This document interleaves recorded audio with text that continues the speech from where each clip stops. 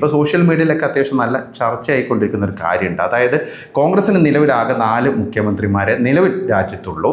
ഒന്ന് കേരളത്തിലാണ്, ഒന്ന് കർണാടക, പിന്നെ തെലങ്കാന, ഹിമാചൽ പ്രദേശ്. ഇതിൽ ഈ 4 മുഖ്യമന്ത്രിമാരും ഫോർവേഡ് കാസ്റ്റിൽപ്പെട്ടവരാണ്.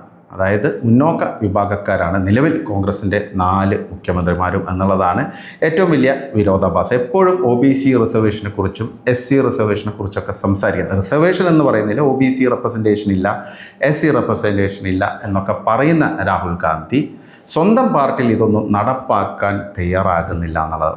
ഏറ്റവും ചുരുങ്ങിയത് ഒരു OBC മുഖ്യമന്ത്രി അല്ലെങ്കിൽ ഒരു SC മുഖ്യമന്ത്രിയെങ്കിലും എന്തുകൊണ്ട് കോൺഗ്രസ്സിന് നിയമിക്കാൻ സാധിക്കുന്നില്ല എന്നതൊരു ചോദ്യമല്ലേ? സ്വാഭാവികമായിട്ടൊരു ചോദ്യം തന്നെയാണ്. നിലവിലിപ്പം തെലങ്കാന മുഖ്യമന്ത്രി രേവന്ത് റെഡ്ഡിയാണ്, അദ്ദേഹം ഫോർവേഡ് കാസ്റ്റാണ്.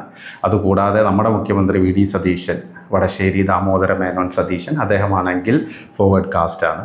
അതുകൂടാതെ പിന്നെ പറയുകയാണെങ്കിൽ ഇപ്പോൾ കർണാടകയിൽ ഇത്രയും കാലം സിദ്ധരാമയ്യ ഉണ്ടായിരുന്നു. ഇപ്പോൾ സിദ്ധരാമയ്യ മാറ്റി DK ശിവകുമാർ വന്നതോടുകൂടി അദ്ദേഹമാണെങ്കിൽ വളരെ ഇൻഫ്ലുവൻഷ്യൽ ആയിട്ടുള്ള ഫോർവേഡ് കാസ്റ്റായ വക്കലിക വിഭാഗക്കാരനാണ്.